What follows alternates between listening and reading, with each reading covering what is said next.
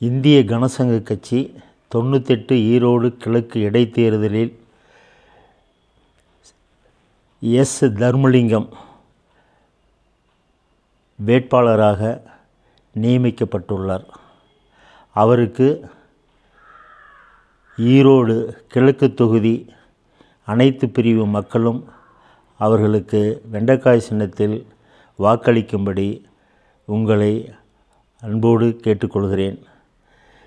ஈரோடு கிழக்கு தொகுதி இடைத்தேர்தலில் இந்திய கனசங்க கட்சி போட்டியிடுவதற்கு முக்கியமான காரணம், தமிழ்நாட்டில் உள்ள அனைத்து ஒடுக்கப்பட்ட, மிகவும் ஒடுக்கப்பட்ட, பிற்படுத்தப்பட்ட, மிகவும் பிற்படுத்தப்பட்ட சமய, சமூக, மொழி சிறுபான்மையினர் அனைவருக்கும் அரசியல் நீதியை உறுதி செய்யக்கூடிய கட்சி தமிழ்நாட்டில் தேசிய கட்சிகளும் திமுக, அதிமுக அங்கீகரிக்கப்பட்ட கட்சிகளும் முன் வராததனால் இந்திய கனசங்க கட்சி மட்டுமே சமூக, சமய, மொழி சிறுபான்மையினருக்கும், விளிம்பு நிலை சிறுபான்மை மக்களுக்கும், மிகவும் ஒடுக்கப்பட்ட மக்களுக்கும், மிகவும் பிற்படுத்தப்பட்ட மக்களுக்கும் அவர்களுக்கான அரசியல் நீதியை உறுதி செய்வதற்காக இந்திய கனசங்க கட்சி உருவாக்கப்பட்டிருக்கிறது.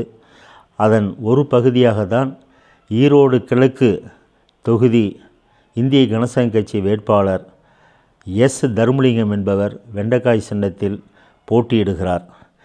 இதன் மூலமாக தமிழ்நாட்டில் மட்டுமல்ல, இந்தியாவில் மிகவும் ஒடுக்கப்பட்ட சமூகத்தை சேர்ந்தவர் ஒருவர் இந்தியாவை ஆள வேண்டும், தமிழ்நாட்டை ஆள வேண்டும் என்பதற்கான ஒரு பகுதியாக தான் இந்த இடைத்தேர்தலில் இந்திய கனசங்க கட்சி போட்டியிடுகிறது என்பதை அனைத்து வாக்காளர் பெருங்குடி மக்களுக்கும் தெரிவித்துக் கொள்கிறேன்.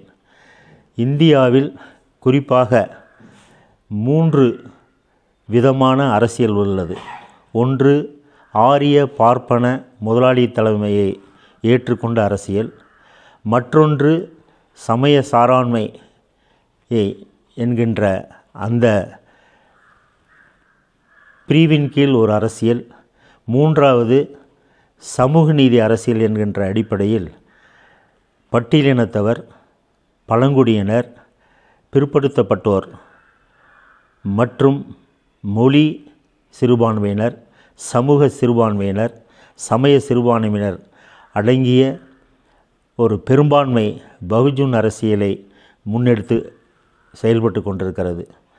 அது மட்டுமல்ல, இந்தியாவில் இருக்கக்கூடிய 6000த்திற்கும் மேற்பட்ட இனக்குழுக்களில் இருக்கக்கூடிய அறிவாளிகளையும் போராளிகளையும் உள்ளடக்கிய ஒரு புனிதமான ஒரு அவையாக மாவீரர் அசோகர் ஏற்படுத்திய அந்த கனசங்கம் என்கின்ற பெயரில் செயல்படுவதால் இந்தியாவில் இருக்கக்கூடிய அனைத்து இனக்குழுக்களுக்கும் சமூக, அரசியல், பொருளாதார நீதியை இந்திய அரசியலமைப்பு சட்டத்தை உறுதி செய்யப்பட்டுள்ள இந்திய கனசங்க கட்சி நடைமுறைப்படுத்தி கொண்டிருக்கிறது.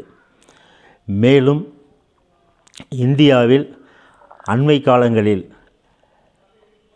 ஒன்றிய அரசு வரி பயங்கரவாதத்தையும், பொருளாதார பின்னடைவையும், வேலையில்லாத பிரச்சனையையும், மத்திய அரசு சார்பு நிறுவனங்களில் இருக்கக்கூடிய அனைத்து வேலைவாய்ப்புகளையும் நிரப்பப்படாமல் இன்று கோடிக்கணக்கான இளைஞர்கள் வேலையில்லாமல் இருப்பதற்கு தற்போது இருக்கக்கூடிய ஒன்றிய பாஜக அரசு தான் காரணம். அதேபோன்று தமிழ்நாட்டில் கடந்த 2021 மே மாதம் 7ஆம் தேதி ஆட்சி பொறுப்பில் வந்த திராவிட முன்னேற்றக் கழகமானது திராவிட மாடல் என்கின்ற பெயரில் அம்பேத்கரிய பௌத்த மாடலை அழித்து கொண்டு வருகிறது.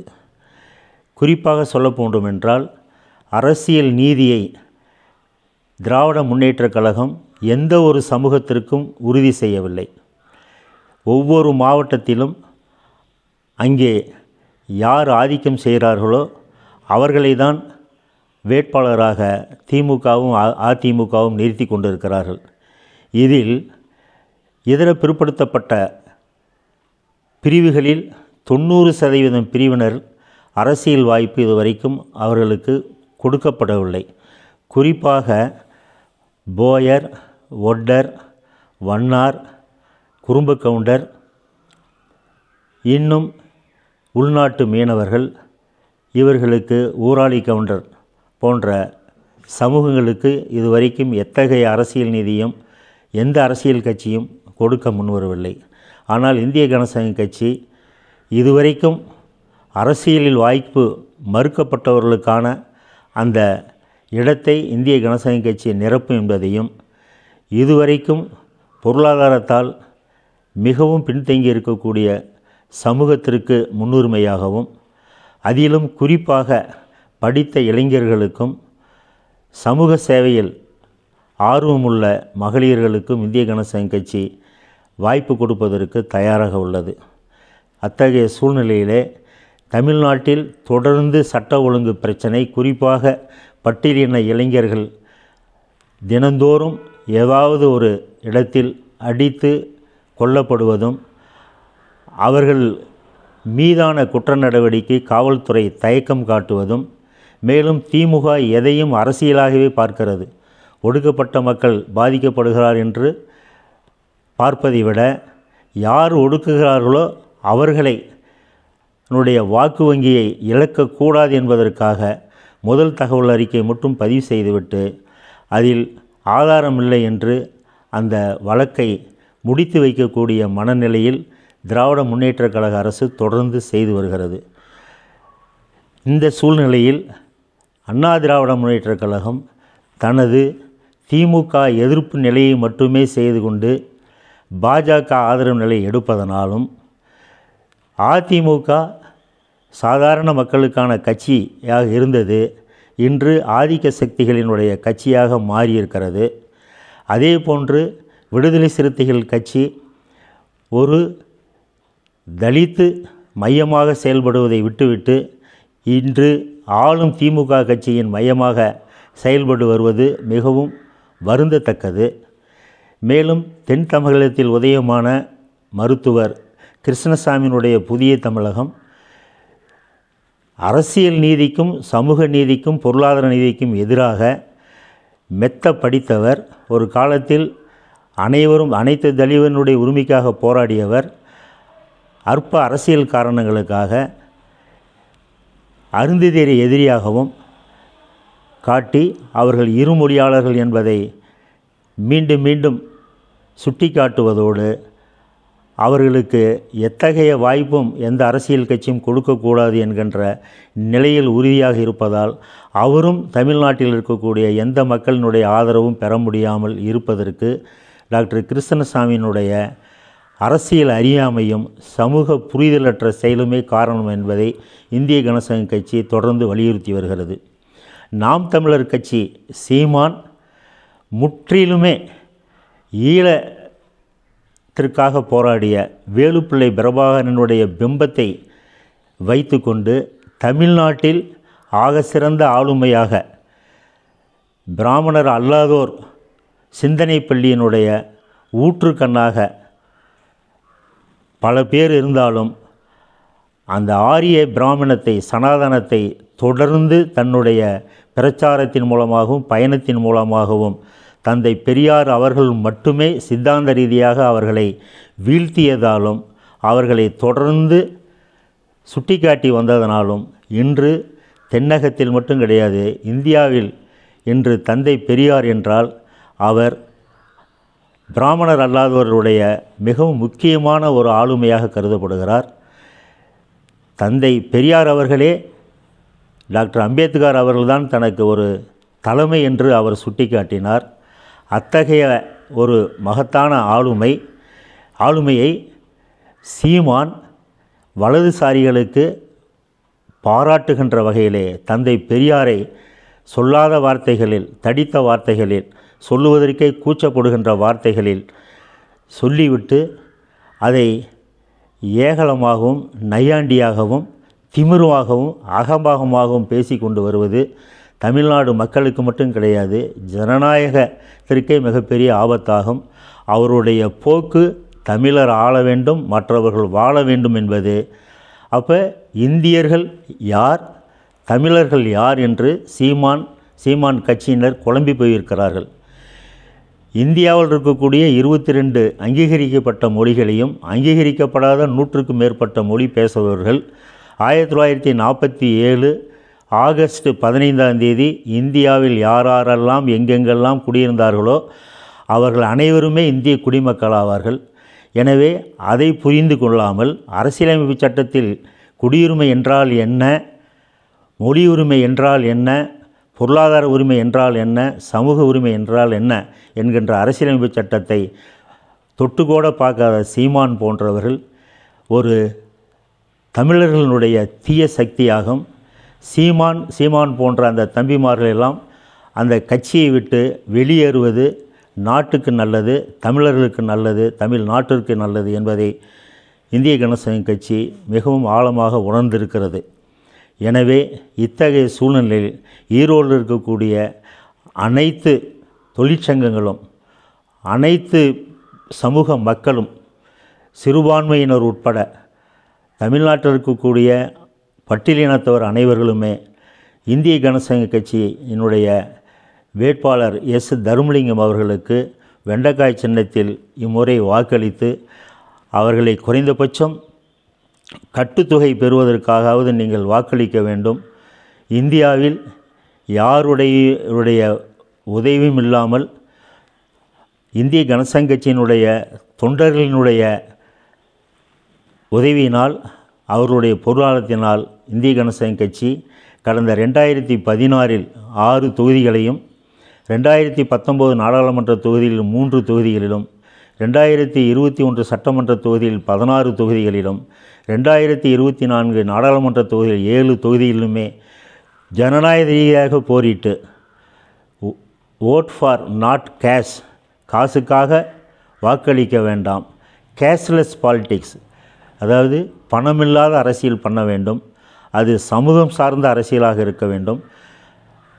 சட்டமன்ற நாடாளுமன்ற உறுப்பினர்கள் சாதாரண மனிதர்களாக இருக்க வேண்டும், அவர்கள் மக்களோடு மக்களாக இருக்க வேண்டும், குறிப்பாக கீழ்த்தட்டு மக்களோடு இருக்க வேண்டும்.